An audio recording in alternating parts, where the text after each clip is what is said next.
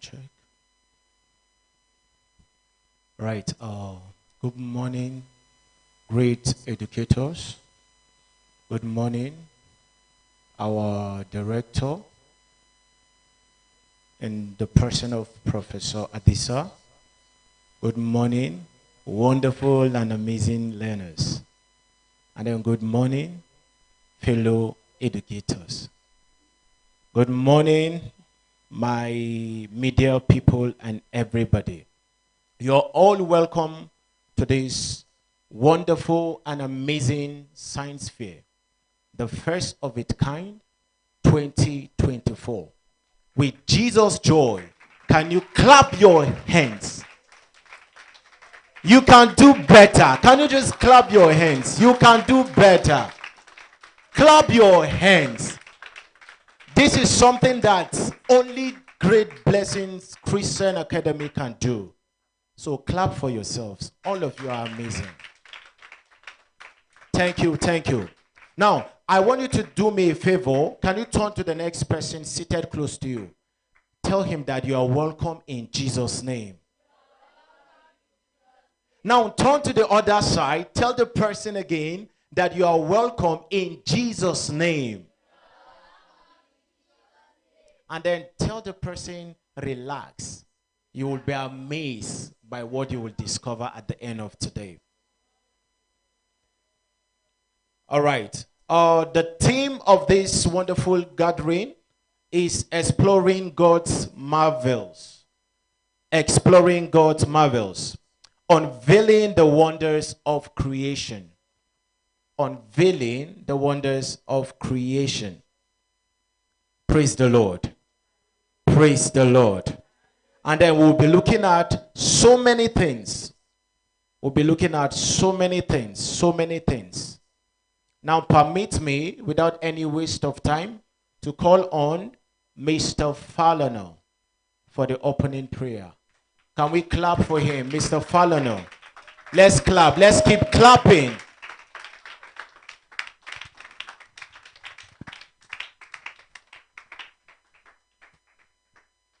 Shall we all bow our heads as we pray together?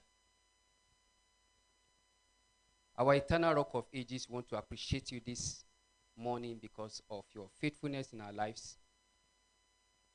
Thank you for your gifts that we enjoy on a daily basis.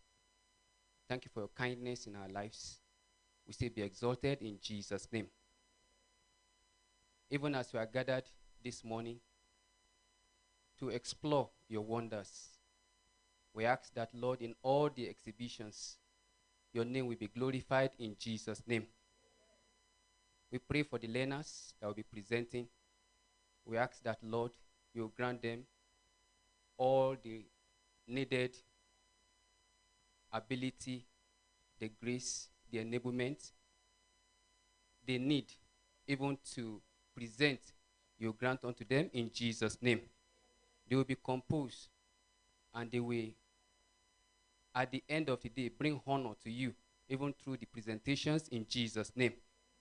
We ask that this will be a point of learning to them both now and for future development in Jesus' name. We declare that all that will be presented today will bring glory to your holy name in the end, in Jesus' name. Thank you, Father, because you have heard us. For in Jesus' most precious name we have prayed.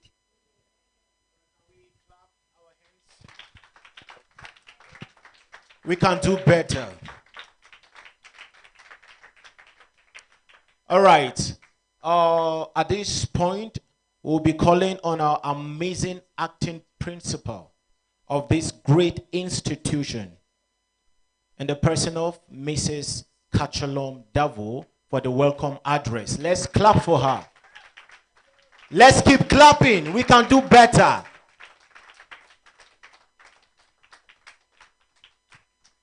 All right. Thank you, Mr. Shamli. Good morning, all. You are all welcome to our first annual science fair inter-house competition. I want to welcome all the top management members seated here, the local management, the students, and the technical crew. Science fair. This is the first of its kind that we're having. This is the first time. And this science fair, the learners are expected to bring their projects. They are supposed to conduct experiments in which they are to come forward to the various houses and exhibit it, and then tell us how they come about it. And then they are supposed to be judged, and each of the houses will be judged. At the end, the winner will be given prizes. So I encourage you to sit tight, pay attention, and look at what is happening. You're going to learn a lot from what they will be doing today. Thank you, and God bless us all. Thank you, Ma, for this wonderful welcome address. All right, at this point, the school band should be ready as we take our national anthem. School band. All right, can we rise? Can we rise? In the absence of the school band, can I call on the one of the learner to lead us through? Precious, can you come, step forward, help us through the national anthem and the school anthem. Can we clap for her? Thank you.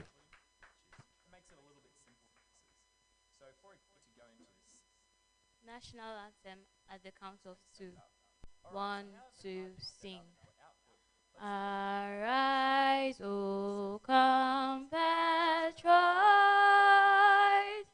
Nigerians call, obey, to serve our father's land with love and strength and faith.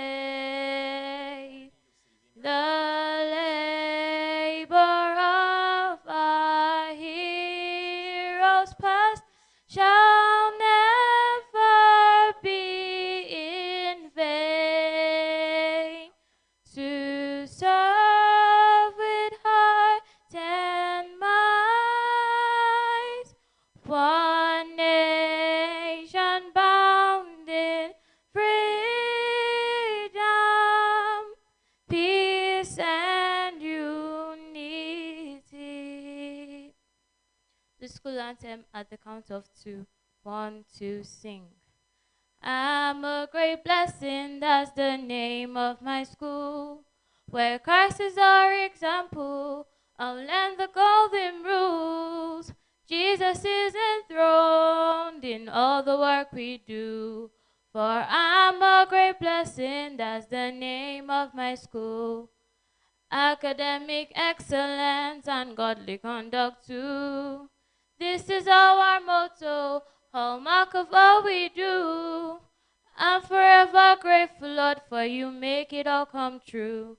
And make me a great blessing like the name of my school. The blessed Holy Spirit to us like a dove. The silver and the wine are symbols of his love. The wine presents the blood of Christ that washes sins away. The silver is the sterling word of God rich each day. I'm forever grateful, Lord, for the silver and the wine, for they have made us blessed each and every time. Affirmations. I'm a great blessing. I'm a success in life. I operate in excellence. I'm an obedient child. I'm a teachable child. I'm a loving child. I'm an honest child. I'm a brilliant child. I can do all things through Christ who strengthens me. All right, thank you. We can clap, encourage her by clapping our hands. Praise the Lord. You can have your seat. Now, on our list of items, the next thing on our list is introduction of judges, an introduction of houses. Introduction of judges, an introduction of houses. Now with Jesus' joy, can we clap our hands together? Clap your hands together as we welcome our amazing Vice Principal Admin as she introduces our judges and our various houses. We can do better. Let's keep clapping. Let's keep clapping. She is so amazing in what she does. Clap. Welcome, ma'am. Thank you. Hello, great blessings. You're all welcome to our first annual science fair competition. Now we're going to be introducing our judges, our honorable judges. Here with us we have Mr. Hassan Dagun. A round of applause for him. Okay, and then we have all the judges via Zoom. They'll be judging. They're not present here, but they are also here with us. And we have Mr. Shobai Olar Adisa. Can we clap for him? Hello, sir. And we also have architect Inalegu Ella. Hello, ma'am. Can we clap? You're all welcome. And we're going to be recognizing also the presence of our able prof, Mr. Professor James Olar Adisa. Can we welcome our prof? You're all welcome. Thank you, our judges. And we're going to be introducing our houses, amazing houses, and we have different. I will give George to give us the criteria for this science fair. Things that we should all be looking out for. Now, with Jesus' joy, can you just clap your hands as we bring forward the chief judge of this wonderful science fair in the person of Professor Adisa. Professor Adisa. You know, the name is heavy. I expect you to clap. Keep clapping. Keep clapping. Keep clapping. Keep clapping. You can do better. Keep clapping. Welcome, sir. Good morning, all. Good morning, educators present. The criteria for assessment are as follows. For everybody who is presenting, the first criterion is your understanding of the concept, whether you understand what you are doing or not. Okay? And that would take 10 points, 10 big points. So I'm sure you know that you have to explain what you are doing, right? Then, how appropriate is the selection and application of your models? So when you show us a model, is it appropriate? How did you select it? Why did you take it? We want to hear. Then we want to hear, or want to see the accuracy. The accuracy. This is Mr. Hassan's language, because this is architectural language. Accuracy and realism. Accuracy and realism. That means that I guess you are talking about the proportions and all the things, yes. So, and after the accuracy in the same category, the assumptions and the limitations. Why couldn't you do something better than what you did? That's what the limitations mean. Then you want to analyze, you want to interpret, you want to use the model to show us what it means. What it means. How do we as ordinary people relate to what you have done? So those are, I guess you are the people who are doing that. Am I correct? Yes. So you need to take note of those points so that you pay adequate attention. So what are they going to be working on? Water purification, hydraulic crane, that's a big one, very big one. Earth gravitational force, and wind turbines. Fantastic concepts. Thank you.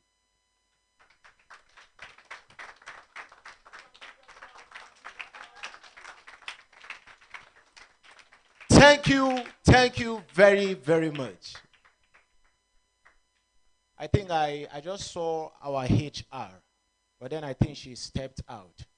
So in her absence, can we just clap for her for being here? It's amazing. All right. We will move straight away to the presentation of the day. We'll move straight away to the presentation of the day. But then, let's know if all of us are happy, right? If you're happy and you know, clap your hands. Some of you are not happy. Okay, if you're angry and you know, clap your hands. Some people are angry. Wow. If you're happy and you know, clap your hands. If you're happy and you know, clap your hands. If you're happy and you know, and you really want to show, if you're happy and you know, clap your hands. If you're happy and you know, shout, praise the Lord. You can do better. If you're happy and you know, shout, praise the Lord. If you're happy and you know, and you really want to show, if you're happy and you know, shout, praise the Lord. Now we are moving straight into our presentation for the day.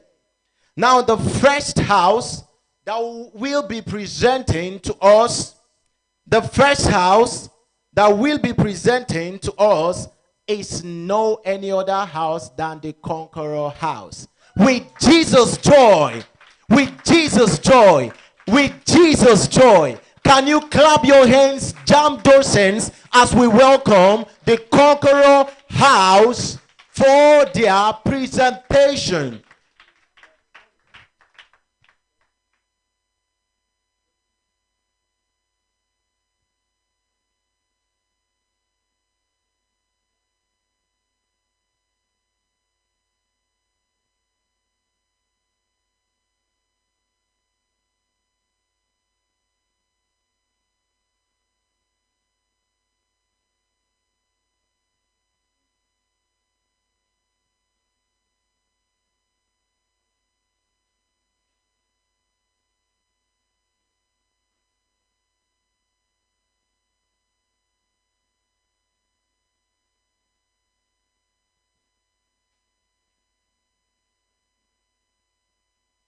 All right.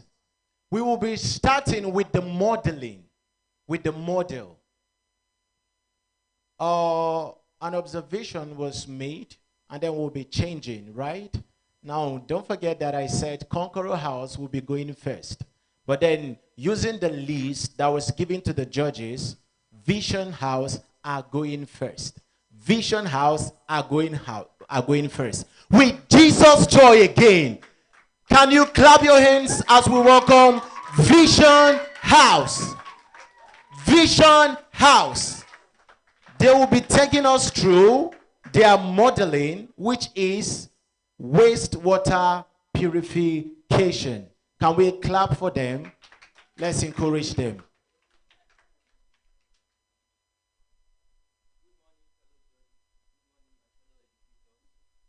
And good morning, my fellow students and classmates. My name is Joshua Bright, and I'm here to represent Vision House. And the title... And I'm here to present wastewater purification. The materials needed are 5 transparent cups and sand, rocks, gravel, and cotton, and an empty cup at the last place so that the clean water will pass through. The procedure is as the water passes through here, the large specimens are collected, which is leaves and insects. And as it goes through here is the same thing. As it passes through the sand, it collects fine implements, and as it comes through the cotton, it collects all the large specimens that that are left through because of the co- because of the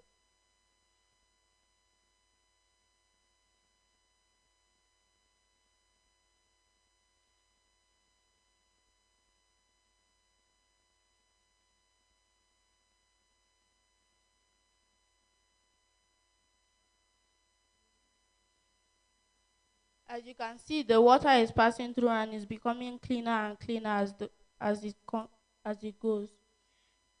Then, when it passes through the cotton, it collects large particles, which are collected from all of the other ones. And as it comes down, it will become clean.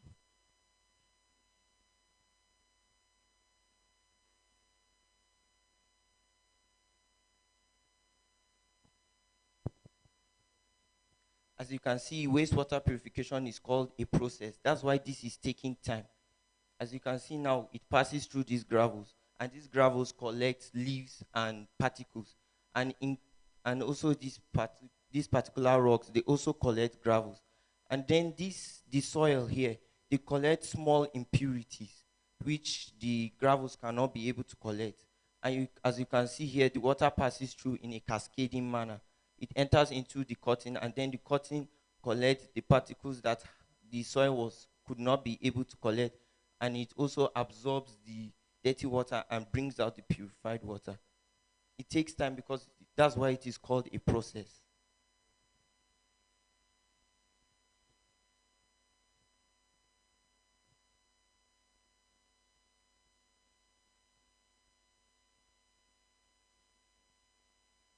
The aim of this experiment is to demonstrate the process of natural filtration of water in a simple and yet effective manner.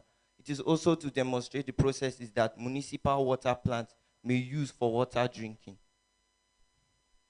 As you can see here, the water here has finished passing through and is coming here, and then here it has finished doing its work of collecting particles and passes through the soil. And the soil, as the water passes through the soil, it collects the tiny impurities and passes through the cotton. And as the cotton will do its job, it absorbs the dirty water and brings out purified water.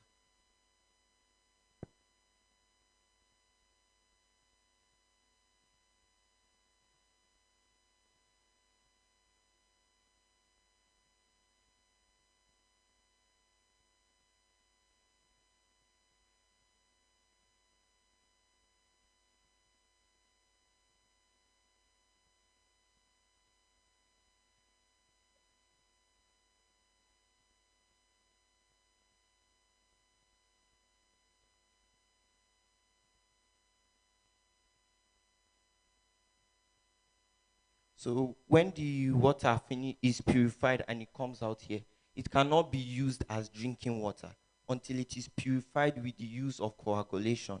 That is the use of alum to collect dirt and particles, tiny, more smaller and microbiological particles that are inside the water that gravels, sand, and cotton could not collect.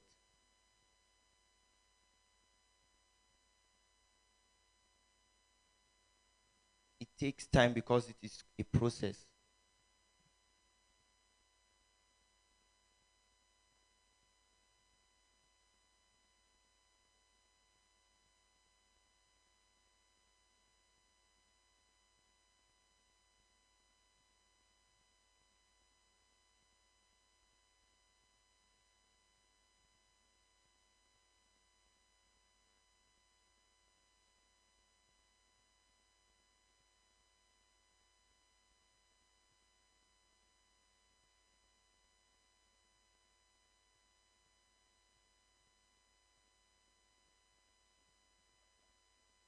It's taking time because of the cotton. It takes time for the cotton to absorb the dirty water and absorb the tiny particles that are inside the water before it brings out the purified water.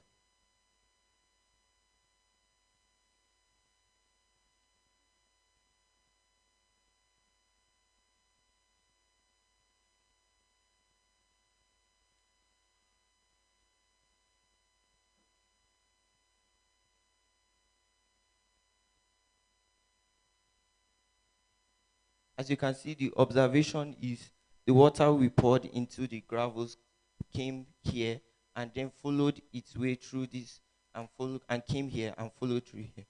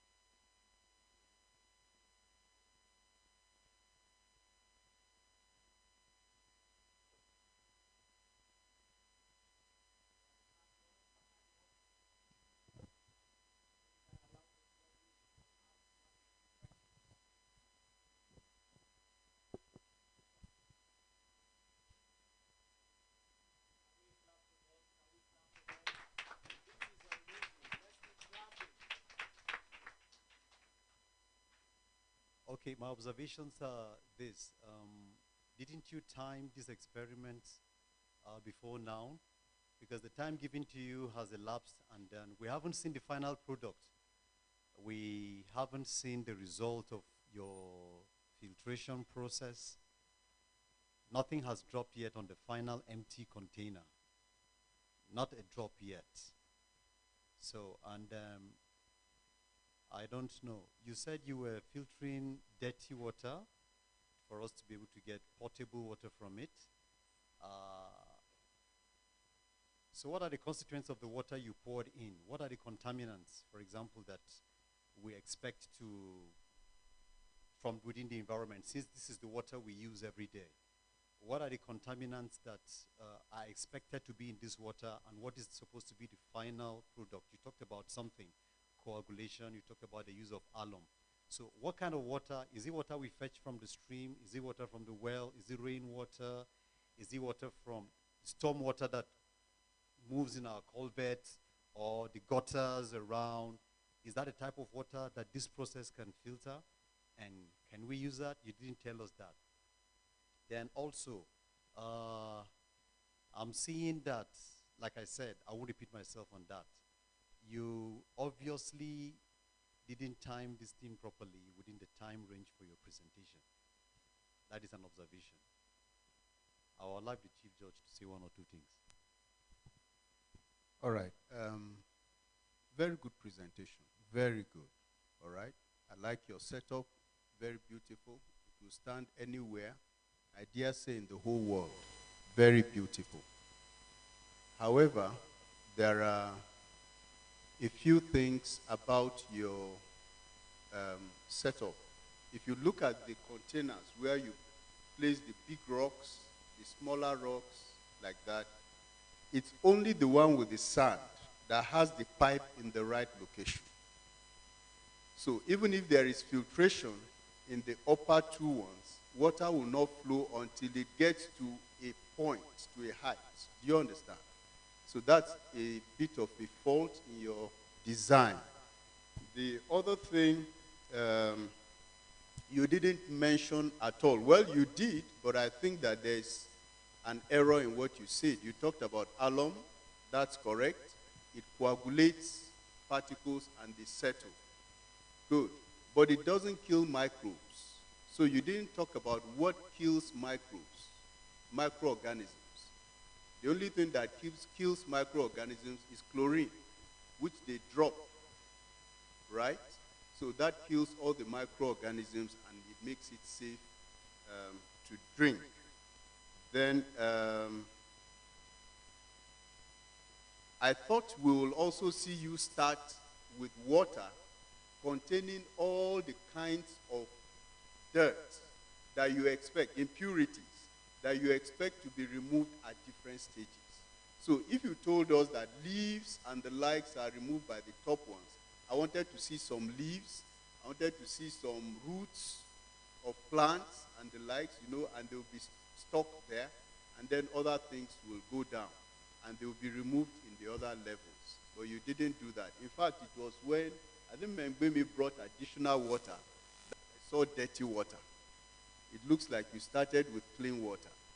So next time you are doing a thing like that, you need to really show from start to finish what you are doing. Then let me just mention to you, but to other people who will be presenting later on, that if you don't keep to time, it will affect your score. So you need to keep to time. We'll give you, I think, 4 minutes and then an additional 2 minutes, and that will be it. Thank you.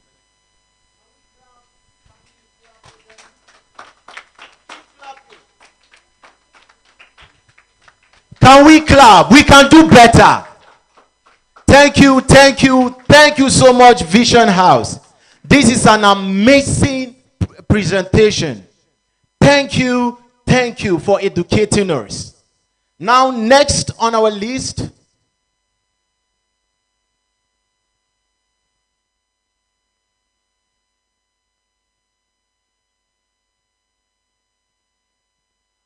all right, my concern has just been brought to one very, very key fundamental thing. That let me remind each and every one of us that there are judges online listening and what? They are part of this wonderful program.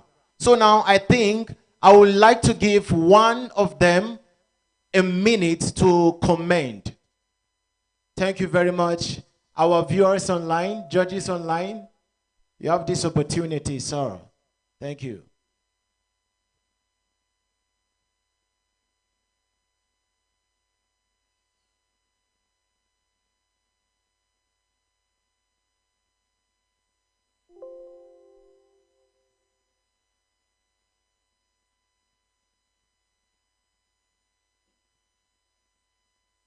While we are waiting, Conqueror House, get ready.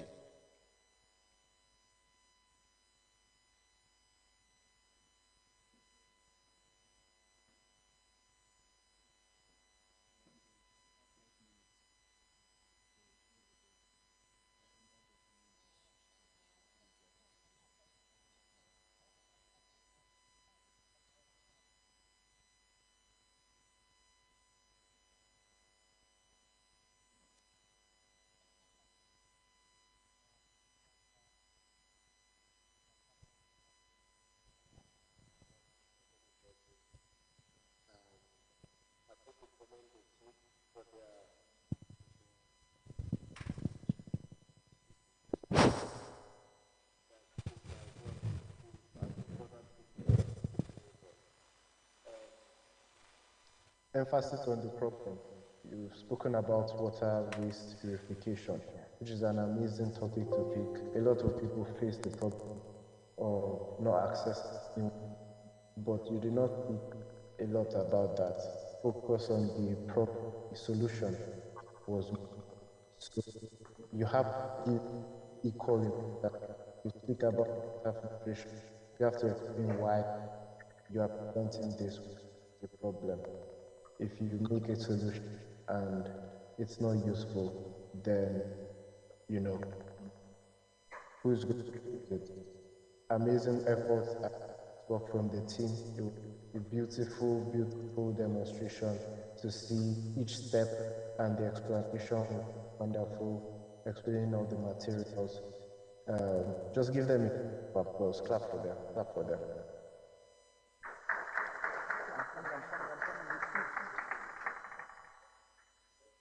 Thank you.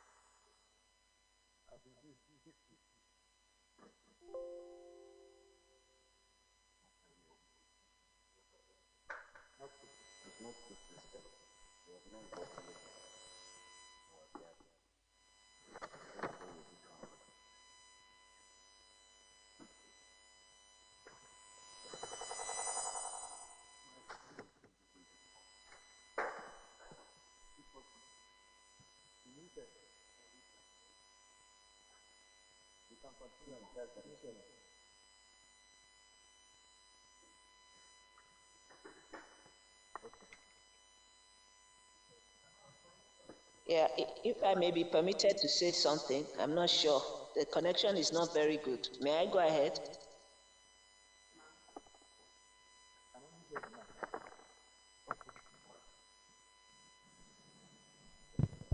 Okay. Please, you can go ahead.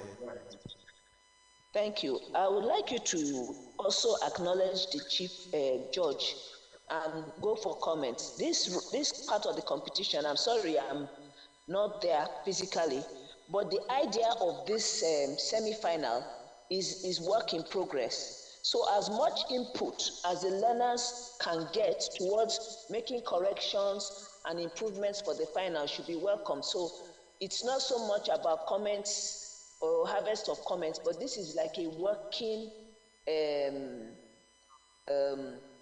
part of the program. So I want to crave your indulgence that you give as much opportunity to the judges that are removed. I am not one of the judges, I'm just an observer. But as conceived with the head of Department of Science, the idea at this stage of the competition is to assess the work done so that when they come to the final, we will also note the amount of progress they have made since the first presentation. Thank you. All right, we can do better by clapping of hands. Let's clap for our director in absentia. Thank you very much. All right, I just have some fundamental observations to make. Now, regards to timing. Regards to timing. Now the timing is now reduced to 5 minutes. 5 minutes. So now maybe after 3 minutes, you will hear the bell.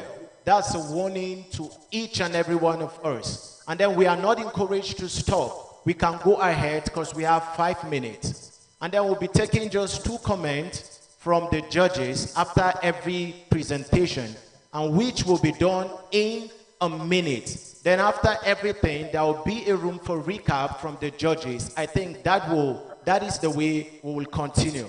So now with Jesus' joy, can you clap your hands as we welcome Conqueror House as they take us further to the next presentation. Oh, you can do better. They are so amazing. Keep clapping, keep clapping, keep clapping.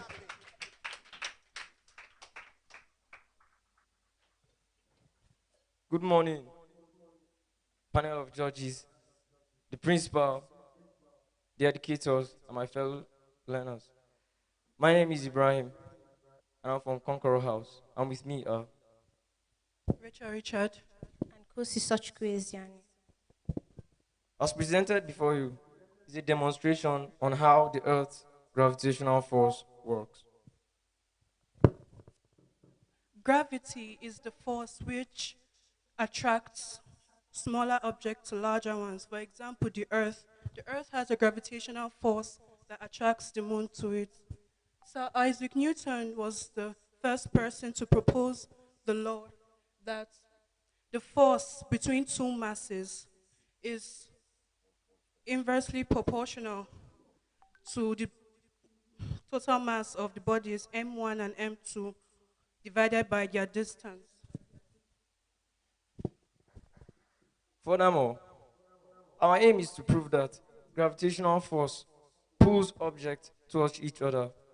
As she has said, adding to what she has said concerning Newton's law, F, which is the force, and which brings the mass m1 and m2 together, as shown here. Now,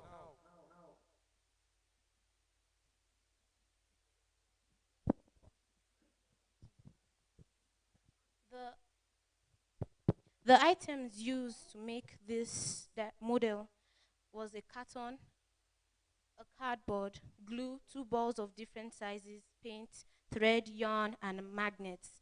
The conclusion of this model: gravitational force is the force of attraction between 2 or more objects.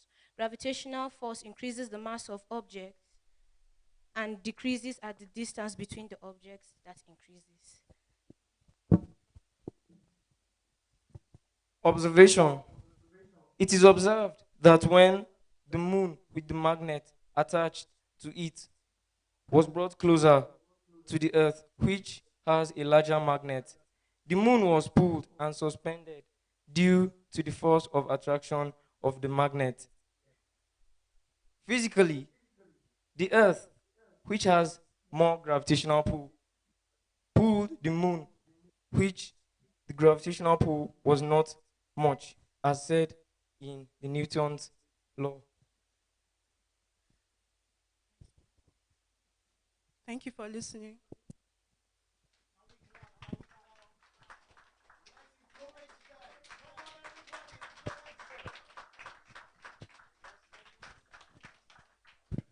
All right, we'll be taking a comment from one of the judge. Okay, wonderful presentation, brief, straight to the point. I love that, especially the introductory where it talks about the concept of gravity. I enjoyed that. It showed me that you mastered, you knew exactly what you were doing. I also love your presentation. I love the arrangements and the platform on which both of them act, the massing, okay, of showing the bigger object like you showed in your definition and the smaller object, and then the earth being bigger than the moon and the earth actually attracting the moon. That's a wonderful presentation. But you didn't tell us, where does this apply in everyday life? How and where can we use gravitational force? How does it help us? Since everything we get from science, every knowledge we get from science should be applied. So where and how can we find these forces at work, and how can we improve on them? I didn't hear that from your presentation, even though straight to the point, but that should have been included. But wonderful presentation. Please clap for them. Sorry, just in addition to what Mr. Hassan has said, I was also expecting that you will demonstrate that pull between the larger and the smaller. Do you understand? Whether, by whatever means, just to show us how the larger pulls the smaller. It would have strengthened your demonstration. The thing I like most about your work is the simplicity of the demonstration. The materials you used, they are very cheap, they are readily available, but it didn't show that gravitation. Everything is still just static. Do you understand? Now, if you are going to upscale this to a competition outside of GB, it will not fly. Do you understand? So, moving forward, like director said virtually, that this is like a dress rehearsal, you call it? Right. So, this is like a dress rehearsal. The next thing we want you to think about is how do we develop something that would show us how large bodies can use their own force to attract smaller bodies. It will be wonderful. Well done. Thank you, our wonderful judges, for these amazing observations. I would like to take one comment, a comment from one of our judges on virtual. Do we have them ready?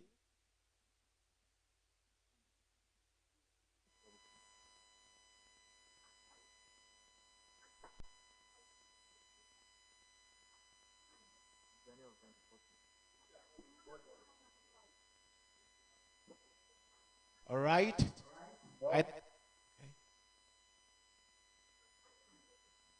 Hello.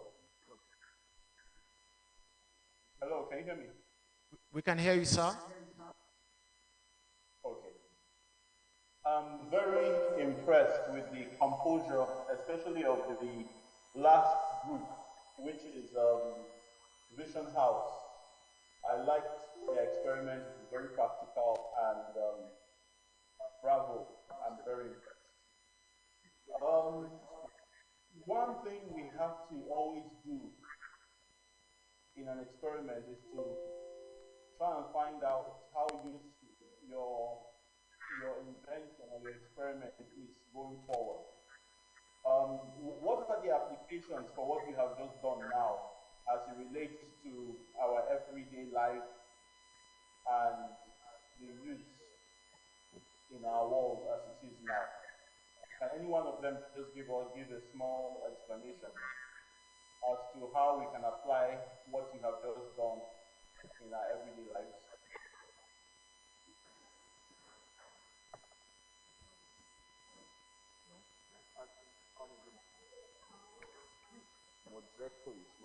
Yes, sir. Please, can you repeat the question again?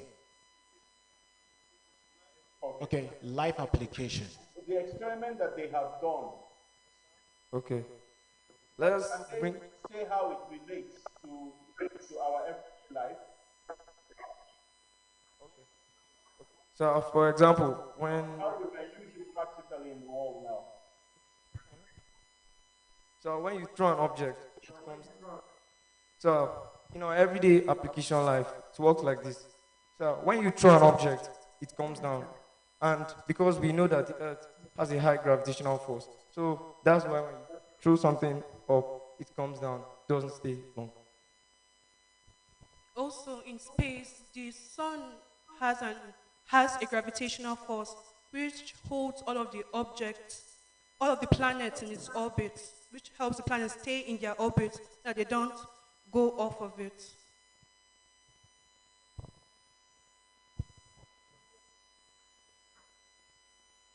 Yes, sir.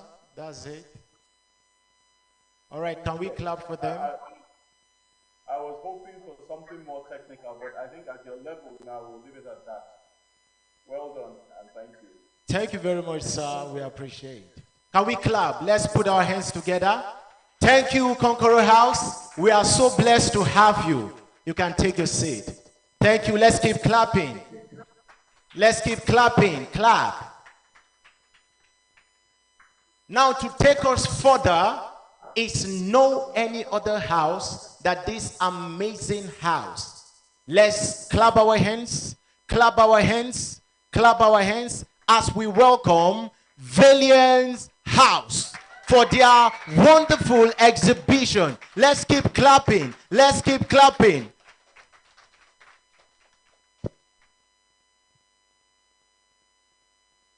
Good day, panel of judges, my fellow learners and educators. My name is Precious Joseph, and here with me is Chibike Unwankolu. We are from the Valiant House, and our model here is a wind turbine. A wind turbine is a device that converts kinetic energy by wind into electrical energy. There are types of wind turbines such as the small wind turbine and the large wind turbine. The large wind turbine it contributes to a domestic power supply while selling unused power back to the utility supplier via the electrical grid. What we have here is a small wind turbine, and there are categories of wind turbine such as the horizontal axis wind turbine and the vertical wind axis turbine. So what we have here is a horizontal axis wind turbine. So the aim of this experiment is to apply the ideas working behind the working principle of a wind turbine to test whether the generator can create a small current which will be able to light up the blades. The hypothesis is expected that when the spindle of the DC generator is turned by the propeller and is powered by wind energy, it should be able to induce enough current large enough to produce light in this small model building. Good day, everyone. My name is Chibike Nwokolo. Some of the list of materials used was carton, cardboard paper, gum, DC motor, connection wires and LED, which are red and yellow lights, scissors, cutters, razors, steel rule, and gum gun. The cutter was used to cut the carton in rectangular shapes, which forms the walls and the roof of the building. Then the gum gun was used to glue it so that it can be firm. The pole which is carrying the wind turbine was formed by carton, and the propellers or the rotors are ca- cardboard paper which was cut in triangular shapes and rolls. The working model of the wind turbine is an experiment that utilizes the idea of electromagnetic induction in the application of electromagnetic field.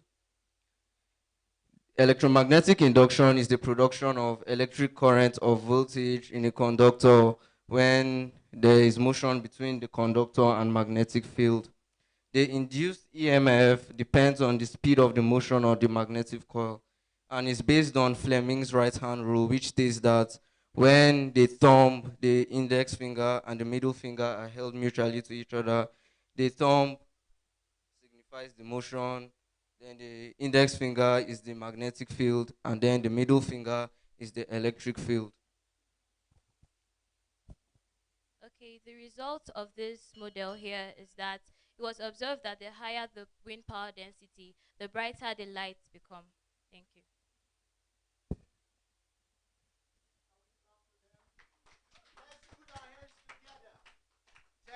Thank you. Thank you so much. Now we.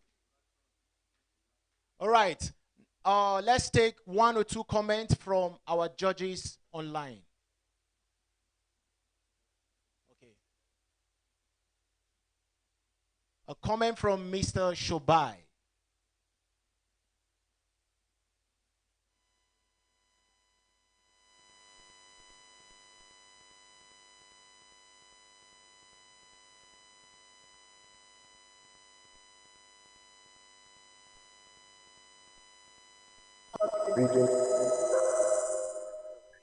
All right, sir. Mr. Shobai, can you start again? Thank you, sir. Can you hear me now? Hello, am I audible? Yes, sir. We can hear you now. All right. A very beautiful explanation from Valiant's house. Bravo to the both of amazing work. You've explained very detailed on every step of the process, the materials you used, and how you were able to craft this demonstration. Beautiful work. The only feedback I have is next time you might want to summarize your explanation or keeping to time. But again, I love the demonstration. It, it looks visual, feeling you explained it beautifully. Um, you should both be proud, proud for yourself. Thank you, sir. Can we clap our hands? Thank you, Valiant's house. You are amazing. One more thing, you talked about electromagnetic induction. You talked about the Fleming's rule, and what are we supposed, you mentioned generating electricity.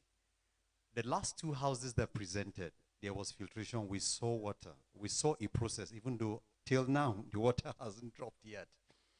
Okay, the last one, we saw the electromagnetic. The earth is still attracted to the moon. We saw the process.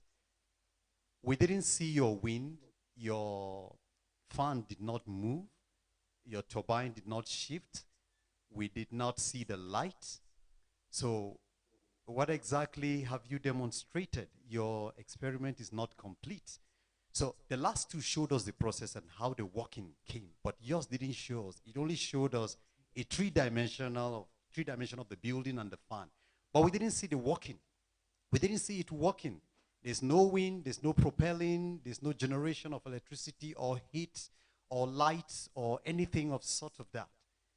So you wish to tell us more about that? That's my observation. Okay, just in addition to what Mr. Hassan said, you know, if you just went a little bit further, you could have gotten like a small fan, even that one that women used to fan themselves in occasion. Do you know what I'm talking about? Yes. You hang it somewhere and it will create that artificial wind for you. At least we will see your, is it windmill or whatever now? Yes, rotating. The other things you may not have been able to do, maybe due to cost, but at least we know that wind has a force and it can be transmitted further. Let me also add one more thing. I think it's similar to what Shobai said, but I'm not sure it was well gotten. Your theory is so strong, but I'd like for you to explain things in the language that an ordinary man can understand.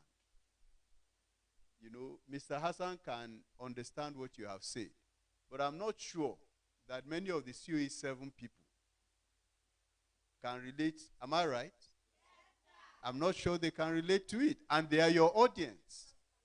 So that's, when you are doing this kind of thing next time, all right, make sure that you so simplify it that anybody can understand it. Thank you. Can we clap our hands for this wonderful contribution from our judges?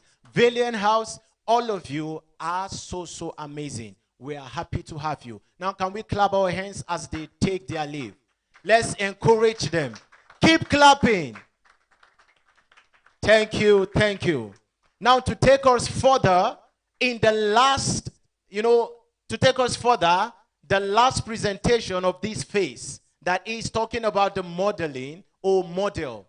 Can we clap our hands as we welcome? As we welcome.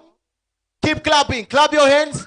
Clap your hands as we welcome one of the most amazing house in West Africa. Clap for the Victory House as they come on stage. Keep clapping. Keep clapping. Keep clapping. Good day, everyone. The director, the panel of judges, the great educators, and my fellow students.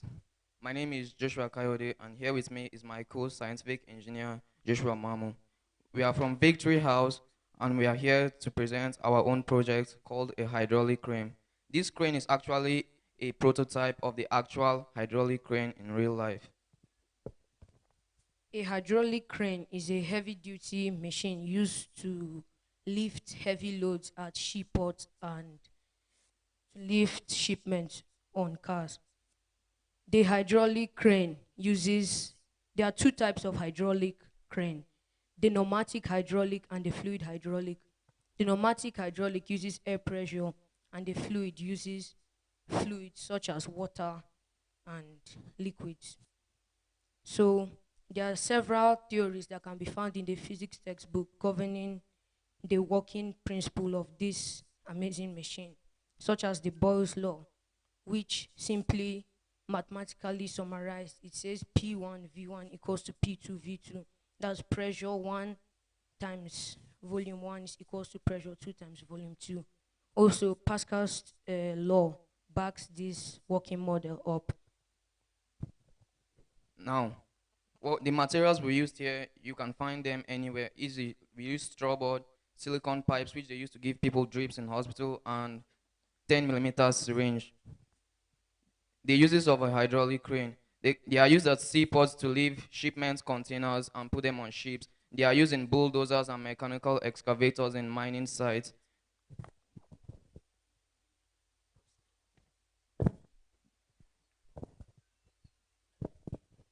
So my co-scientist will be showing you how this realistic model can carry a block.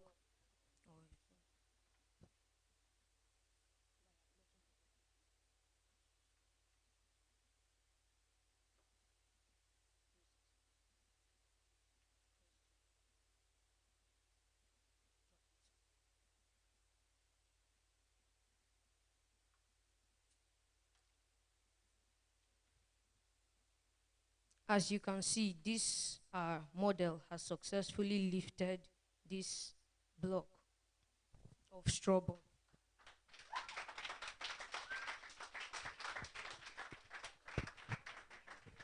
In conclusion, the hydraulic crane is an amazing piece of science and engineering created by the human race to ease work at ports.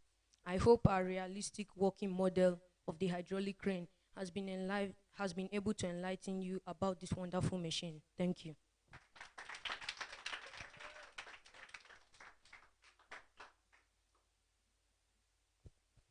All right.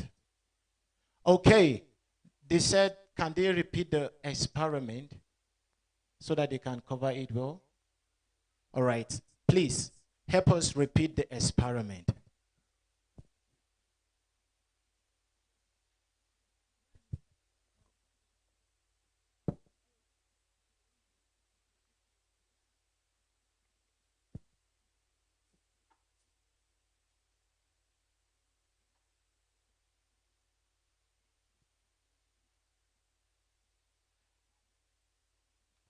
So the Pascal's law states that the pressure applied in an enclosed fluid is transmitted undiminished to every portion of the fluid and the walls of the containing vessel. Like here we use the syringe and the silicone pipes to connect them. So if you push one end of the syringe, the pressure is transmitted directly to the other end of the syringe connected to a hydraulic crane, causing it to move and lift this object. Thank you.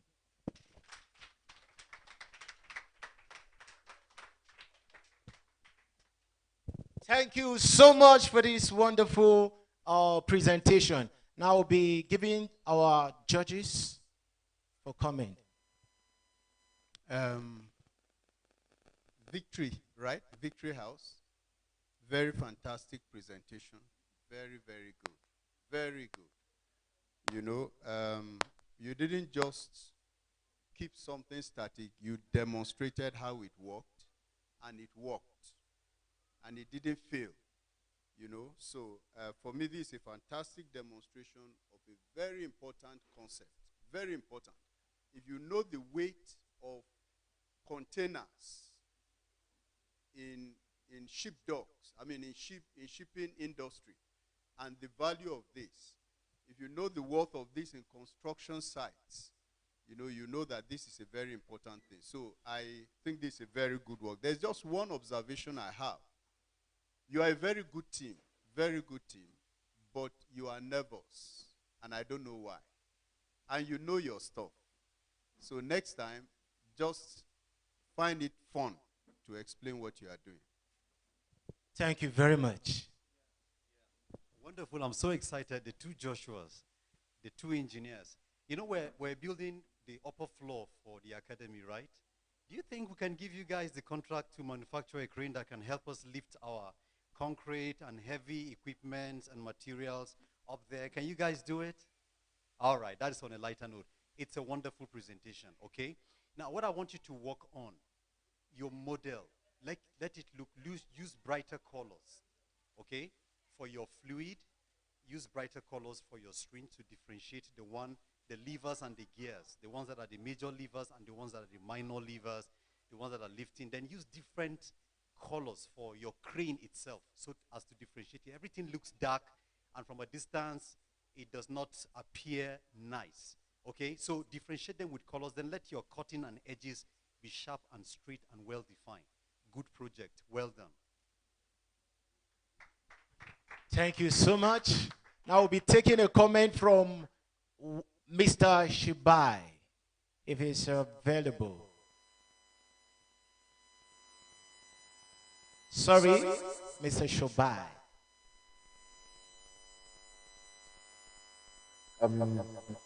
Kudos to this team. This is a good explanation of how your solution can be used, a good demonstration of how it works, and the problem that the solution solves. So this is a very beautiful presentation. It checks all the boxes, and yes, you should talk to Mr. Hassan about that contract for the construction. Thank you, sir. Thank you, sir. I will do that. Thank you, sir. All right. Thank you, viewers and everybody. I think we're done with the first stage of our wonderful science exhibition. We will now get set for the second phase of it, which will be taking you through some of our experiment. And then it serves as an invitation for all of you that are willing to join the science department. You are all welcome. Think about it. Thank you. So now we call on every house to get set for the next experiment. Come in for the setup and start immediately.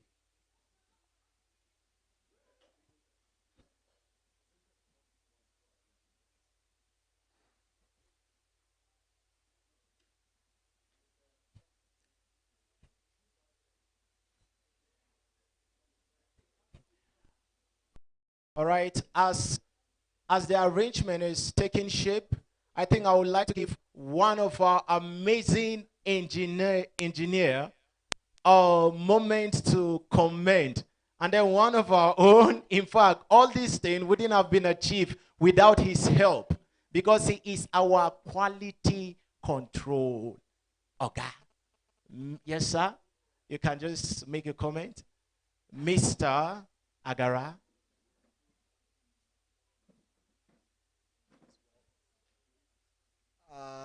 We can see that the future engineers and scientists, their performance, and we also was impressed about all their performance.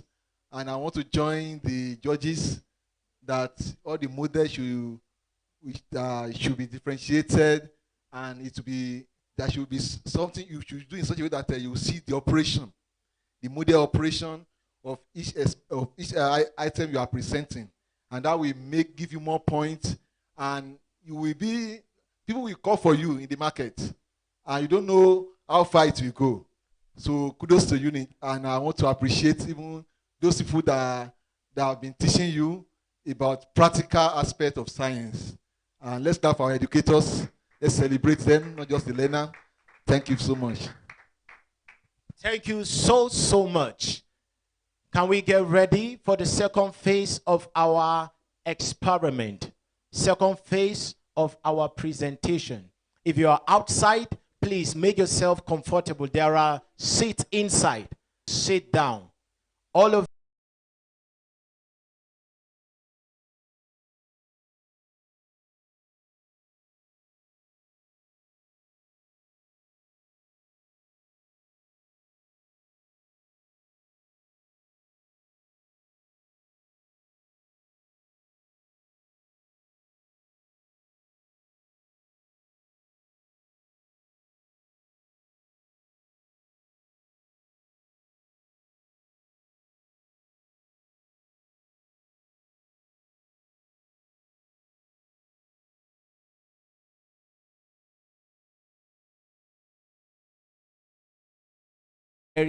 very useful and very good theoretically. Great Blessing Christian Academy is open to having great minds. Thank you very much. All right, with Jesus' joy, can we clap our hands for God? Let's clap our hands for our King of Kings. Can we clap? Let's clap. Let's clap. Thank you very much. Now we are going to go on and continue with our second phase of this wonderful science exhibition. Now the rules again, we are just going to have five minutes available for each of the houses. And then the first 3 minutes, you will hear a bell that serves as a warning bell. And then the second 2 minutes, you are expected to round up everything as we take comments from our judges, one here and then one watching us virtually. And each of them are going to take just a minute for their comment. With Jesus' joy, with Jesus' joy, we are going straight away. And then the first house to take us through is the Vision House. But please and please be reminded that we are not permitted to back the judges. We are not permitted to back the stage. Whatever explanation you will be making, please make sure that your judges are having the complete view of whatsoever experiment you'll be taking us through. With Jesus' joy, can you clap your hands? Clap your hands as we welcome Vision House. They will be taking us through.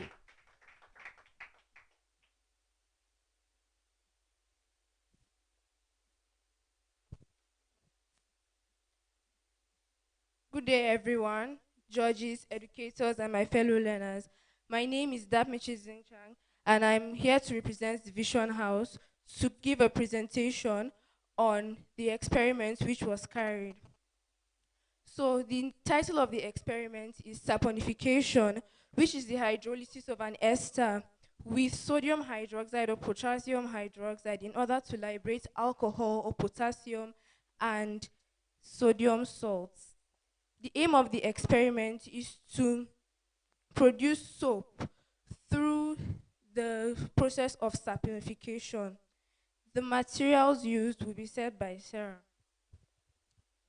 Good morning, fellow judges and classmates and educators. My name is Sarah, and today the topic we are talking about is saponification. The materials we use for it is coconut oil, sodium hydroxide, sodium chloride salt, water, filter paper, and red litmus paper. And the apparatus is beakers, measuring cylinders, Bunsen burner, tripod stand, filter, funnel, and spatula and glass rod. Thank you. Firstly, a solution of sodium hydroxide was made. The sodium hydroxide was put in 50 ml of water, which was 15 grams, and was stirred till it dissolved completely. The solution was exothermic because it gave out heat. Then, another solution of sodium chloride salt was made with 200 milliliters of water, and it was also 15 grams. Then 60 ml of vegetable oil or coconut oil was added to the mixture. Then it was put on a tripod stand where a heat source was applied under, and so it was stirred completely for about 10 to 12 minutes. After that, the solution of sodium chloride salt was added to the beaker and it was stirred. It was left to relax for about 30 minutes. After that, a precipitate was formed, which is the soap. The experiment took about an hour, so we were not able to present it here. Therefore, we will test to prove to you that the soap is actually a working one and it forms.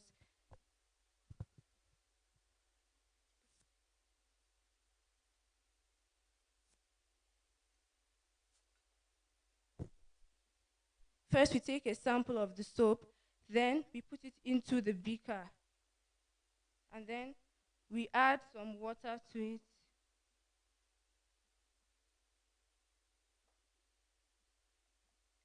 As we shake, it is observed that the soap gives a foam and it lathers. Therefore, it is a good soap. Saponification is very useful. It is used in fire extinguishers, and there is also an industrial way to do this, which is why we made the liquid soap, and it is used for washing and all other activities. There are two types of soap, the hard soap and the soft soap. The hard soap is made using sodium hydroxide, and then the soft one is made using potassium hydroxide. The hard soap is mainly for washing, and the soft one can be used for many other things. Saponification was not only formed now, it was from the ancient times where the Greek used plants and animal fat and combined it with wood ash in order to make soap that they would use. We also used the vegetable oil in order to make the soap, and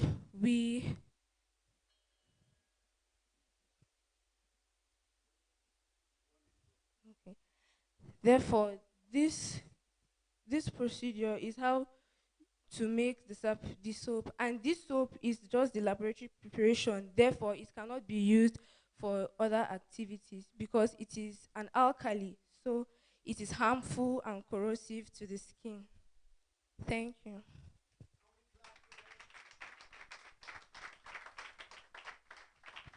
Now we take one or two comments from our judges.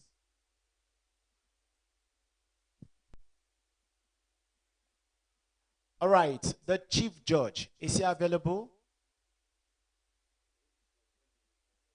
Thank you, sir.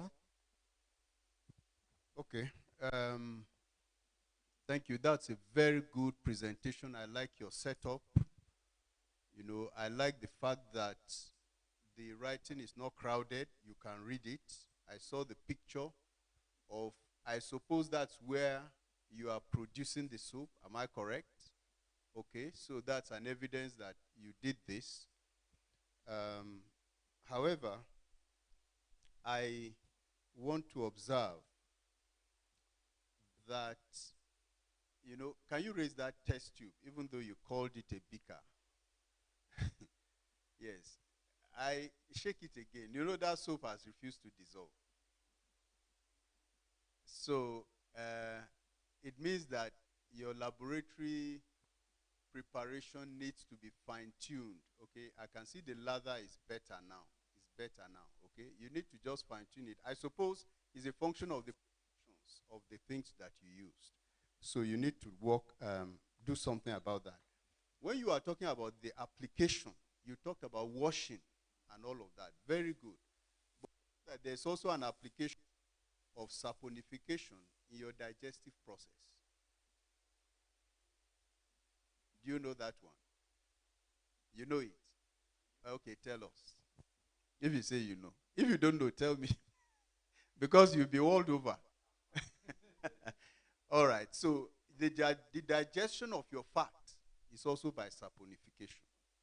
Okay, your bile will do exactly what this soap does to your dirty clothes on the fat, so that the soap can be, the fat can be loosened and then it can be absorbed. Okay?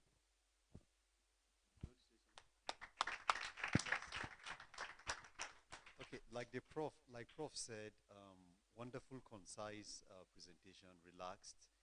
What else can I use besides bathing and washing? What else can I use soap water to do? For example, I have soap water and there is an emergency. Can I use it to quench fire?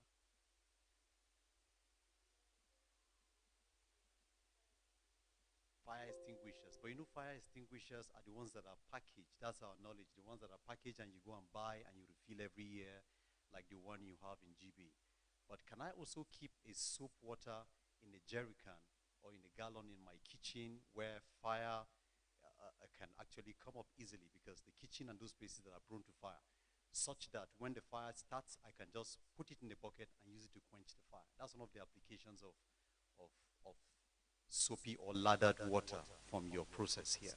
So take note of that, and you can expound on that, because everything you do here, we need to see how we can apply it on everyday life, how they benefit us in our everyday life. You might think soap water, after washing with it, is waste, you pour it away. No, it has several purposes they can be used for. In fact, it can be recycled.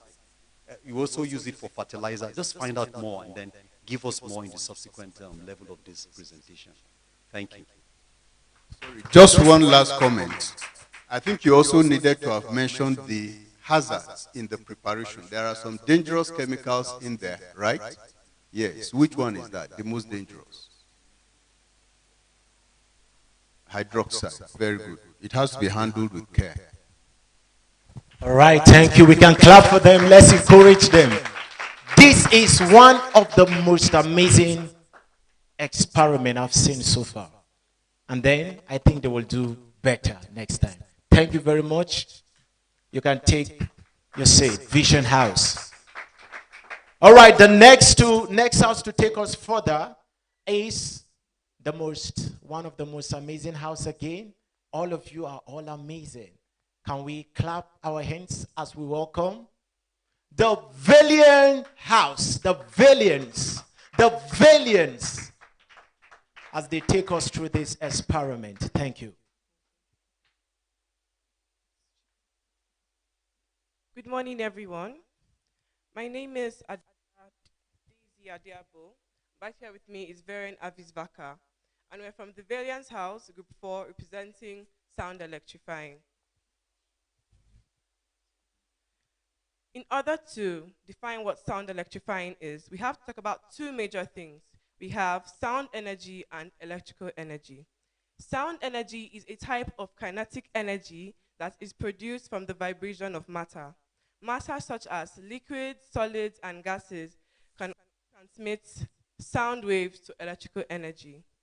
And electrical energy is the power charge of an atom, is, is the power that is of an atom's charged particle, which has the power to either move an action or to move an object. So with our idea of sound energy and electrical energy, we can say that sound electrifying is the conversion of sound energy to electrical energy. So some examples of sound being electrified is microphones and speakers. Through these two devices, sound waves can be transmitted to electrical energy. And in order for this to happen, we need to talk about the principle of electromagnetic induction. When a magnetic field is present and is also in a close relationship with a conductor, such as a wire coil, that is basically what electromagnetic induction is. And in order to perform this experiment, we are going to state out the apparatus, and we have a discarded speaker, we have cardboard paper, we have a wooden surface, we have glue, and we have the galvanometer. And the procedure is, first of all, you cut out a rectangle from the cardboard paper, and then you stick it round the discarded speaker and stick it to your wooden surface. And then you connect the wires to the negative and positive sides of the discarded speaker, as shown here. Here. And then you also connect it to the negative and positive sides of the galvanometer. And in order to experiment this, you have to blow slightly into this speaker. And I'm going to show you our judges and the crowd by taking it to you all, because it's a slight movement.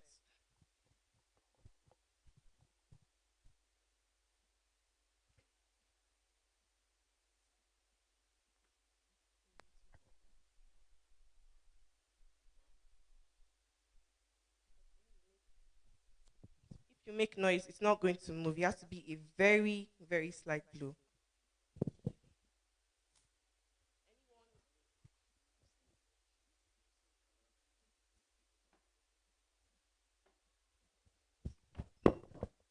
I would like to call on Dominion to see what we just showed the judges. Please, you all put your hands together for her. Dominion.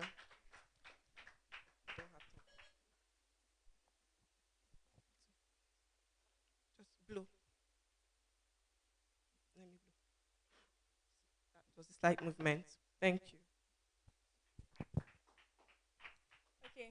So we can't talk about the sound electrifying without knowing why we are making these sounds. So first of all, sound electrifying is used in communication because we receive and send file and send audio voices to someone, and we need sound electrifying to do that. Okay, so someone using a telephone, when you pronounce a noise, it is the sound that will go and electrify, which will send it to the next person, and the person will now hear what you're saying. So this is all due to sound electrifying. Then we now have the amplified processes. So we have sound electrifying amplified sounds, which at the end of the day, when you amplify it, is going to make it clearer and is going to help us to actually hear very well of what is being produced. So some examples: in public places, we have a concert. So we use mixers to be able to hear what we are saying. Like someone is talking right now and maybe they are singing a song. It's through sound electrifying that we can be able to hear it clearly and loudly. We also use sound electrifying in signal processes. So they use and process and manipulate sound so that when you now manipulate it, you can now be able to, when you manipulate the sound, you can be able to even hear it properly. It's also related to the other one because when you manipulate it, it's using a mixer to be able to electrify it. Like now, what we just did was manipulating it. So I'm going to give Adiola back to tell us how our result ended. In conclusion, just like other forms of energy, such as solar energy, which is from the sun, and then wind energy, which is from breeze, we can see that sound energy which is something that has been newly experimented by scientists, will one day be able to give us light, probably just like many years ago, solar energy and wind energy may have seemed impossible to scientists, but now it's something that is widely used all around the world. We have windmills and we have solar panels. Same thing with sound energy. Thank you. Thank you very much for this wonderful presentation. Now we'll be taking a comment from one of our judge online. The one available. Let's keep clapping. Thank you. Okay, you said something, one of your last statements, that sound energy is newly invented or something researched into. I don't think so. I don't think so. Maybe you have to look at that again. Go and read your Abbott physics or PNOKK. I don't know what you use now, but go and find out more. Sound energy has been there. Scientists have researched as far back as hundreds of years ago. So, one. Two, you didn't tell us that thing that looks like a television. What is it? I'm not sure I heard. Did you tell us what that is? Okay, what is that? That's the galvanometer. Why did you use a galvanometer? Why not an ammeter? Why not a voltmeter? Why not a resistor? Maybe I need to hear. Please give me an answer to this. But before that, I love your presentation. Simple, everything clear. The words are few, straight to the points, bullet points, and you were articulating your speech. You were confident. All right, that is good. But tell me why you have to use a galvanometer instead of an ammeter or a resistor or, what did I mention the other one? Or any other equipment. Why did you use a galvanometer? Due to the type of project that we wanted to show you all, because in order to, we used a galvanometer because we had to make a very slight sound. Because if we had shouted into it, it wouldn't have moved. And that was what we wanted to show you, that even the slightest sound that can be made from just blowing can be measured.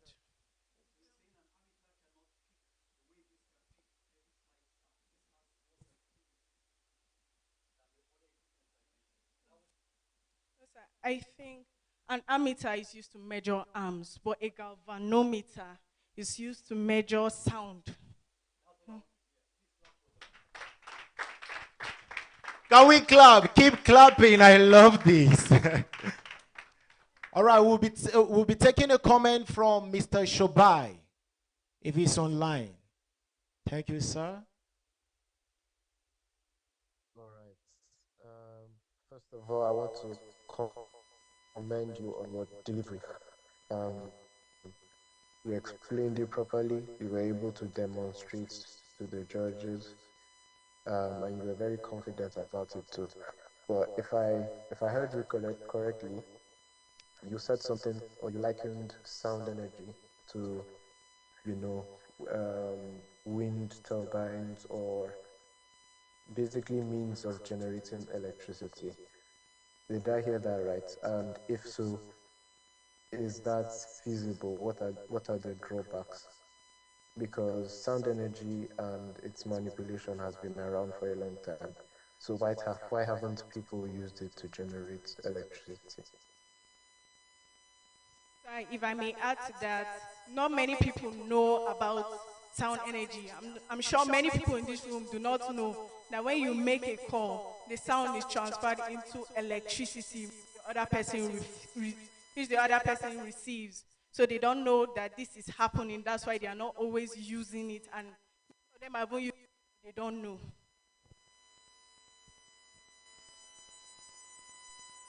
Yes, sir. Are you still there? Okay, that's great, but I don't think it's a sufficient answer. You might want to look into why sound energy has not been used to generate electricity. It has been used to transmit data, like you've mentioned, which you've done a good job explaining to all of us here. But specifically to generate electricity, there might be something that's preventing that. So you might want to look into that. Overall, a wonderful presentation. and commendable Thank, delivery. thank you very much, sir. Can we all clap for them? Let's keep clapping. Let's keep clapping. Thank you so much, Valiant's House. Now to take us further, can you clap your hands? Clap your hands. Some people are sitting as if they are sad. Are you angry? Are you angry with the Science Society of Great Blessing Christians Academy? All right, can we clap our hands as we welcome the most amazing house, Victory House? Can you keep clapping? Keep clapping. Keep clapping. Keep clapping as they take us further.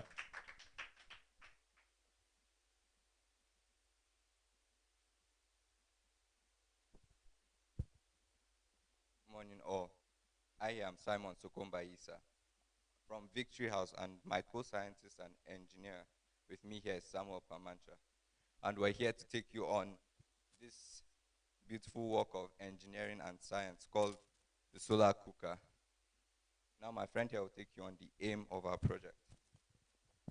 The aim of this project is to be able to harness light energy from the sun and convert it into heat energy to be able to cook food or heat water below 100 degrees Celsius. Now the hypothesis of this project, our vision before we started to build this was that it would be able to turn light energy into heat energy and conserve it, which will be hot enough to cook food, not up to 100 degrees Celsius, and it will be able to warm water or food, for instance. Now my friend here will take you on Materials that we use to develop this wonderful science and art project is the foil paper, carton box, styrofoam, and black and yellow embossed carton, and also some adhesives. These materials can be readily available in the environment for one to be able to use. Now the theory used here is the conservation of energy, which the styrofoam and foil paper and black embossed cardboard helps.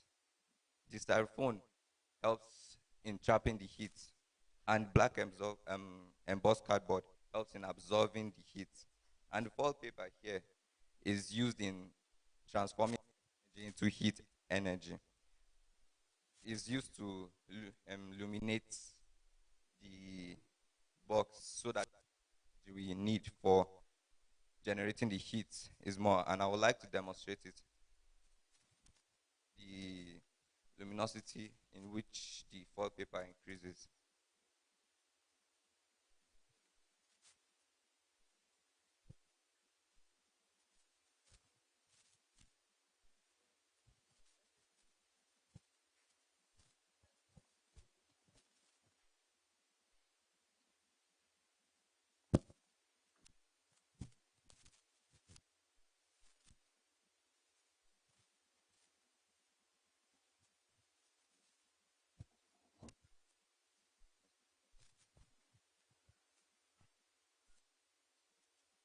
If you're able to see, the foil paper is glowing under the sun. Unlike when it was inside the building, it didn't increase the light energy we needed for the solar oven. Now the procedures we took in making this solar oven will be explained to you by Samuel. The first procedure was that we got a box, a carton box, and then got styrofoam and wrapped it with foil paper to be able to prevent the styrofoam from melting when sticking it to the interior part of the box. Now, the bottom of the box is covered also with foil paper and also black embossed cardboard to be able to conserve the heat on the bottom. And from here, the reflector also is covered with foil paper to be able to reflect sunlight back into the box to heat it. Our exterior part of the box is also covered with black for scamboard to be able to also conserve heat inside the box also. One thing we observed with this solar cooker is that, for instance, if you are to warm your food, you can use this, which reduces expenditures on electricity and gas, and it could also aid you in boiling water if, like for instance, the sun is out now. Just keep your water inside the cooker and under the sun. Your water will be heated up, but it will not reach boiling point. And to conclude all, this here can be used at home. It's easy to make and it's easy to operate. It's not like your gas cooker in which you have to be monitoring the gas every time, so an explosion will not be caused or something. And then it reduces expenditures on electricity, like I've said. Instead of using microwave, you can just put food inside here and keep it under the sun and wait for some minutes before your food is warm.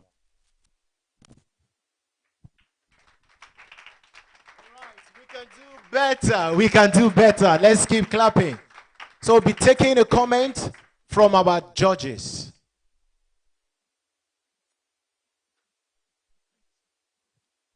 Thank you. Victory House, well done. That's a very good presentation. I like your teamwork. I like your knowledge of the concept. You know what you are saying very well. And I like the concept you are bringing up because for us in the tropics, this has great potential. We have plenty of sunlight, isn't it? So we can convert it to heat energy. And if that can come to a point where people don't have to get firewood, don't have to get gas, don't have to get gas, don't have to get what else? All the fuel that we buy. That would be fantastic. So it holds a very great potential. However, I have these observations to make. I said it to another team earlier on. I wish that you can, you know it so well, but you have to pass it on. So I wish that you could simplify that explanation so that a primary school child can understand, or your juniors in the academy can understand. Do you understand? So I wish that you could do that. The second thing that I think I saw you struggle with is the demonstration of the use. We didn't have any way of seeing or proving what you claimed. For example, when you took it out, you should have shown us what it is like before, then you take it out, then you bring it back, and you show us again what has happened. That did not happen. So everything was with you, and we had to believe by faith. Now, science is not like that. Science is evidence-based. Do you understand? So when you are moving forward from this stage, you need to know that your judges will judge you based on what is verifiable. Thank you. Thank you so much, Professor Adisa. All right, we'll take an observation and comment from our judge, Mr. Shubai, if he's ready.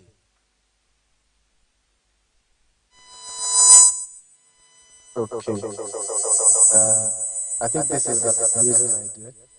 Africa as a continent has time out of anywhere in the world. So you're definitely thinking in the right direction. And it can be helpful for a lot of people, just like Professor James has said. However, what I would have done differently is the demonstration.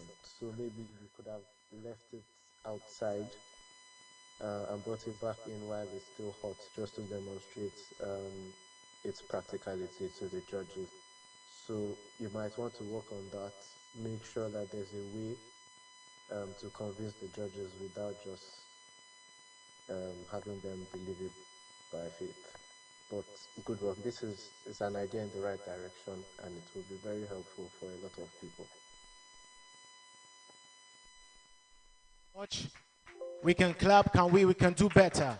Let's clap. Thank you, Victory House, for this amazing, amazing science exhibition. Now, if it may interest each and every one of you to know that Mr. Shobai is an ex-student of this great institution.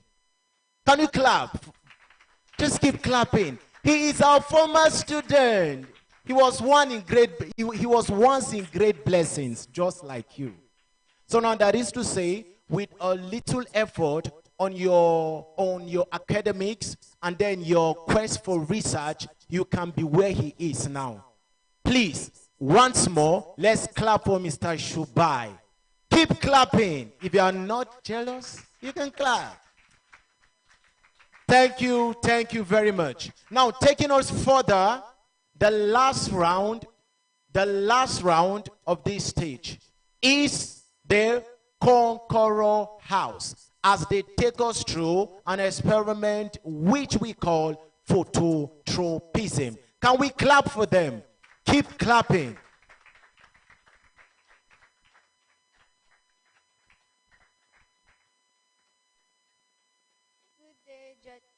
Good day, judges, my fellow students, and also the school management. I'm from Conqueror House, and my name is Daniela. And with me here is Selen, and we're presenting the title Phototropism. First, what is phototropism? Phototropism is the movement or tinting movement of a plant to the sun. And also the aim of phototropism is to demonstrate the movement of plants to sunlight. Then the hypothesis is stronger light produces better growth of plants. Then the apparatus we used was cardboard, paper, a container to put the plant seedling, and also this is what we did.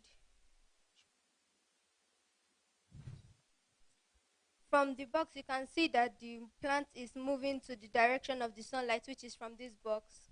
And also, if you can notice, this is also moving because we planted them together and we tried to see if, because this one is still straight, but this one is tinting towards this direction of the sunlight. And I'll give it to Select to continue. The scientific background of this particular experiment is as early as 1880, when Charles Darwin had noted that phototropism is especially important for the germinating of seedlings, whereby the emerging shoots must grow towards the sunlight to survive by maximizing the capture of light for photosynthesis. And Charles Darwin was able to bring out these postulations on phototropism. He showed that the phototropic response was lost when the tip of the emerging plant was cut off or covered by an opaque cap. And the second one was that covering the base of the stem did not block phototropic bending.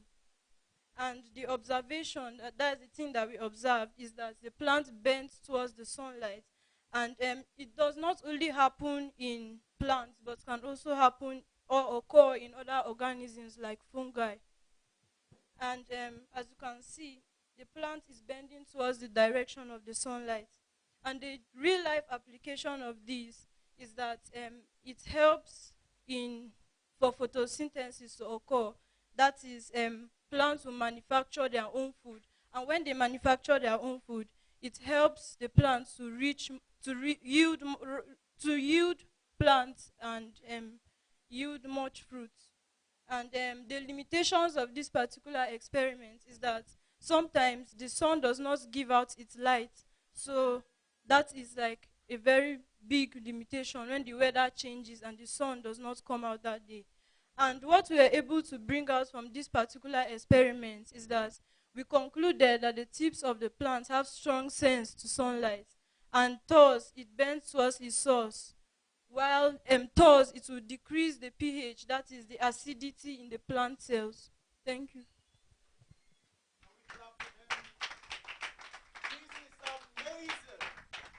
Keep clapping, keep clapping. Now we take comment from our judges. Now, before I give this opportunity this time for the comment, I want you to clap your hands for one of our judges that we've been waiting for, in the person of Mem Annie. Can you clap for her? Now, how many of you noticed that she's looking so amazing? She is. Clap for her again. Thank you. Welcome, ma'am. All right. Well done, Conqueror House. A good presentation. And I see this as it can be a breakthrough in agriculture. Please clap for them for that. Yes, it can help in, like she said, one of the things about it is that it can decrease the acidity in plant cells, which are the things that we are actually looking for. So, a good job. Well done. Thank you so much. All right. Conqueror House, well done. Very beautiful presentation. I like your setup. Are they photographs or drawings? Photographs. They are quite nice.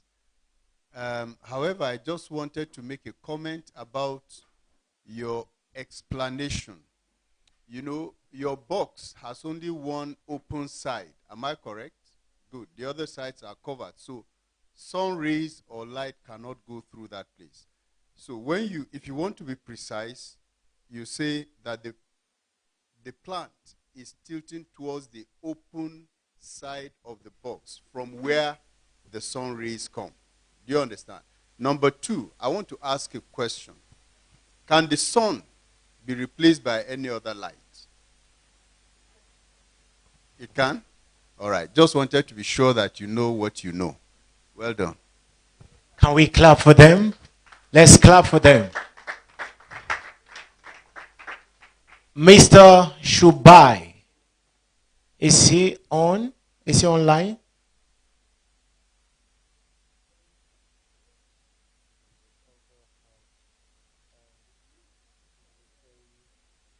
Interesting experiment. All right. I think he is not available.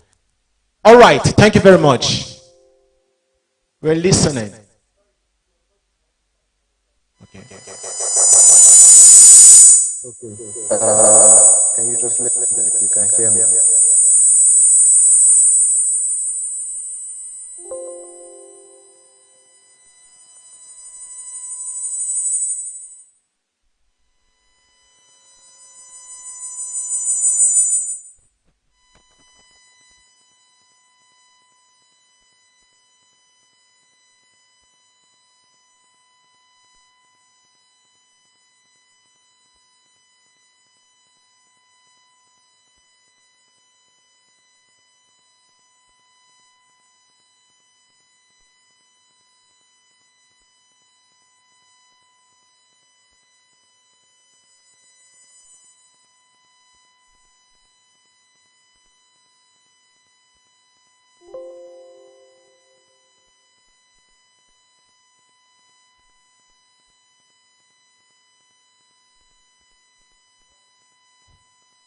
Mr. Shubai, we are listening.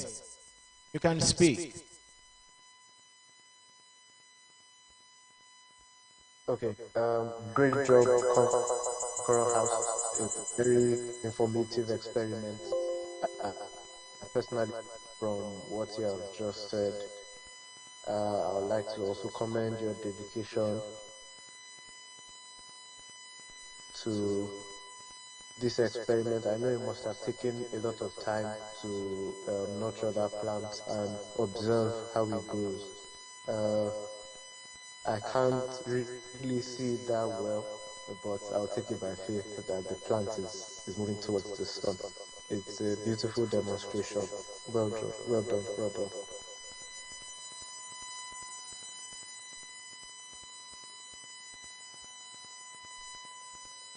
Clapping, keep clapping. Thank you so much, Conqueror House. You can take your seat. You are all amazing. You are all amazing. Can we keep clapping, please? Let's encourage everybody. All right, can we clap as we recognize the presence of our chief judge in the presence of Architect Ellie. Architect Ella. Can we clap, please, our chief judge for the day? He's together with us, or he's online. Don't worry, he will make a recap of everything that we've been doing. Thank you so much. Now we are done with the second phase of this wonderful science exhibition. Now we'll get ready for the next stage as I call on those responsible to decorate our stage. For our viewers, sit down, relax yourself as we take you further the next stage of Science Fair Exhibition 2024 happening live in Great Blessings Christian Academy.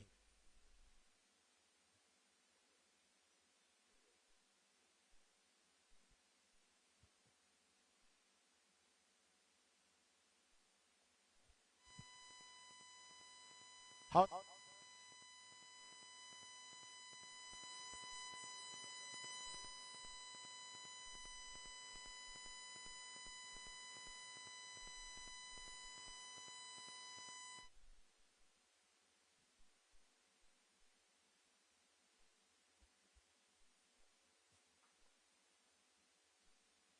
All right. As we wait for the setting up of the stage, I will want to give our amazing staff who is behind the sound.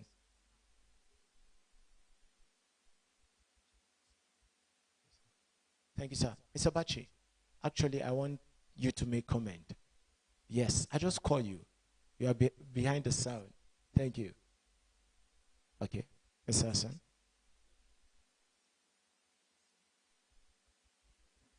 Comment, sir. Okay. I think it's still morning. And so far, it has been a wonderful presentation. And one of the things that we've observed from behind the scene is that your presentation, you need to manage your stage very well. The way you speak, don't block what you want to present to us. And then your confidence is very, very important.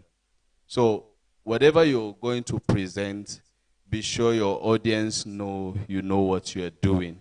But so far, so much has been done, and it is very, very impressive for all the learners and the judges that are operating online. There are many people that are watching you. So it's not only the audience that are here. There are people online watching and taking note of what you're doing. And I pray that as we continue the third set, we are going to have something more presentable, more excellent than what we have seen. So far, what have been done is very, very great and it's good. So we want to see much more.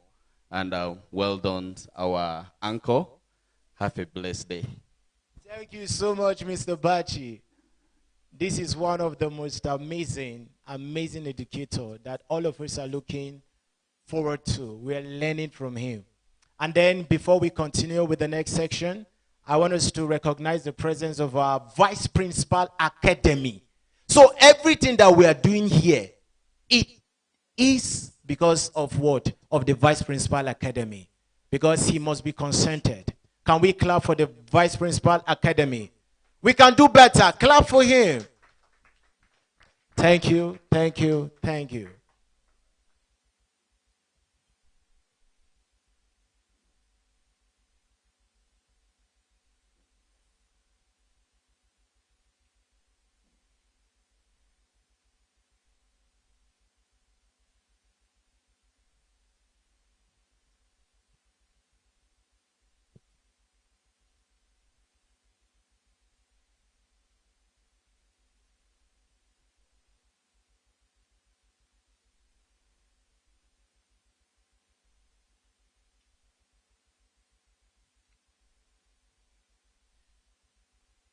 Now, it may interest you to know that at the end of this wonderful science fair exhibition, all results will be announced by our chief judge in the person of architect Ella. All results will be announced by our chief judge. So sit down, feel comfortable, and learn more from science.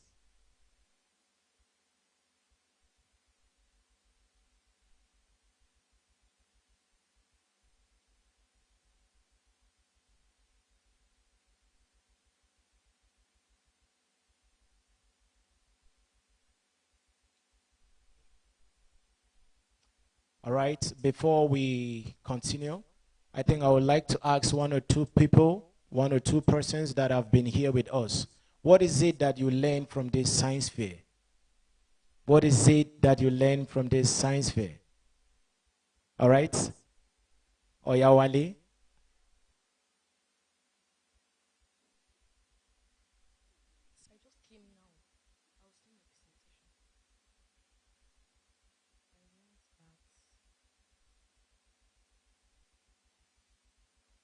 He said he learned so many things that he can't even explain.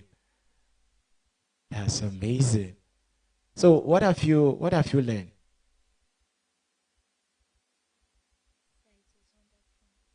He said it was wonderful.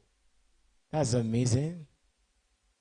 All right, what have you learned? Let me come to one of the most outspoken person of sin. I've learned how certain things are done through science. She said she learned how certain things are done through science. That's very, very nice. So now, the aim of this science fair is that all of us should be able to learn one or two things at the end of this exhibition. That you don't leave any procedures, anything that it's supposed to be helpful to you. You don't leave them behind. Make sure that you put them into use. It is going to be very, very important and helpful to each and every one of you. Now, if you are in the art department, welcome to the science wall. You can do better, right?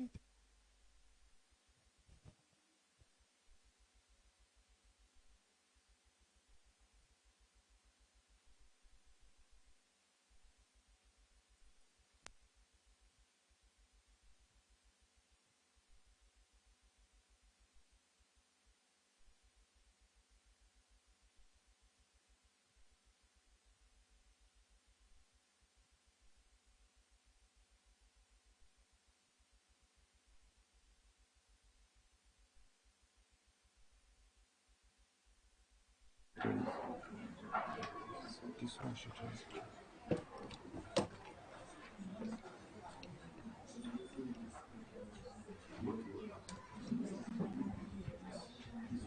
Because our house is green.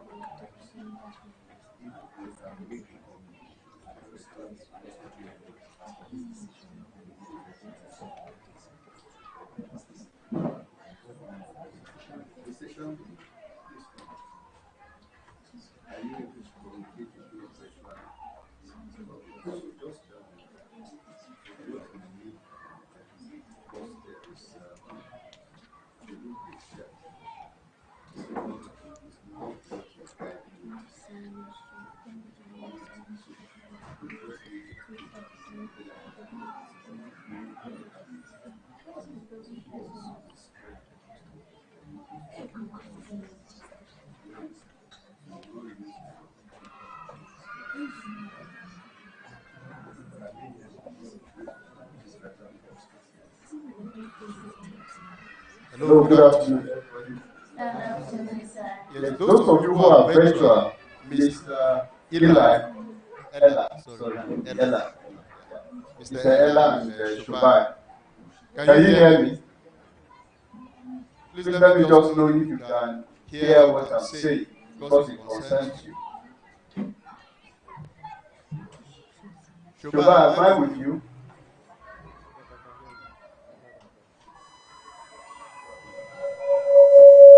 All right. I think I can see your thumbs up. So I So I take it take it that you that you can can hear hear me. me.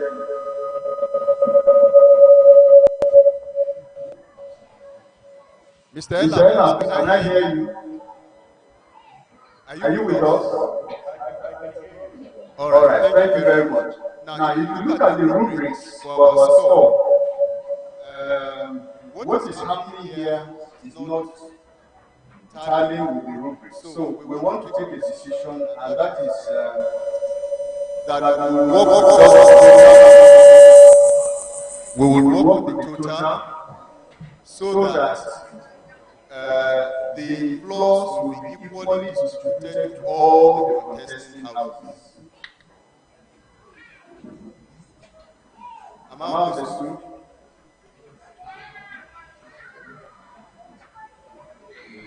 Just repeat that.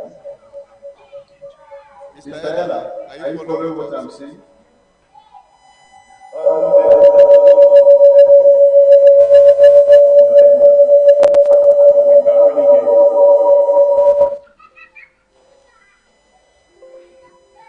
Okay, the audio is rather poor. I I think we think will we'll type type our our message message to to you you and and then then you you just just take take note. note. Thank you. Thank you. Right. Thank you so much. Thank you, everybody. All right, welcome Welcome back. back. Welcome Welcome back back to to this this wonderful wonderful edition edition of of Science Science Fair Fair 2024. 2024. Sit, sit Sit down down and and relax relax yourself. yourself. Sit Sit down. down, Make make yourself yourself comfortable comfortable as we as we take take you you through through this this stage stage of of Science Science Fair Fair Exhibition Exhibition 2024. 2024. Now, Now can you can you just just put put your your hands hands together? together? Put Put your your hands hands together together and and clap clap for for everybody everybody that that is is participating. participating. Keep Keep clapping. clapping. Encourage Encourage them them to to do do more. more. Encourage Encourage them them to to do do more. more. Thank you Thank very you very much. much. Now, Now, taking us taking us through through the the first first presentation presentation of of this this stage stage is is the the Vision Vision House. House. Are they Are they ready? ready? Vision Vision House. House. Are they Are they ready? ready? Now, Now can we can we clap clap for for the the Vision Vision House House as they as they take take us us through through the the first first presentation? presentation? Let's Let's keep keep clapping. clapping. Thank you Thank you so so much. much. God God bless bless you. you.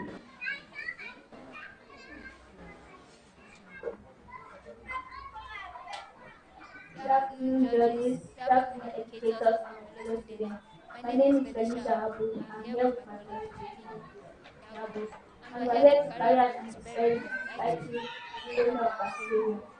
The aim of the experiment is to grow bacteria in the lab using agricultural medium.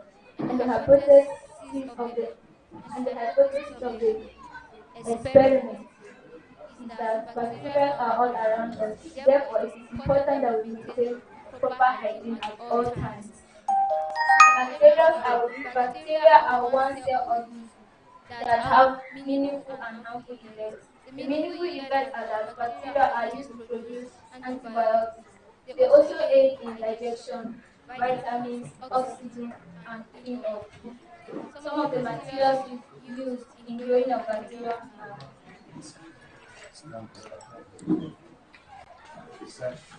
Besides that side to this side. That side.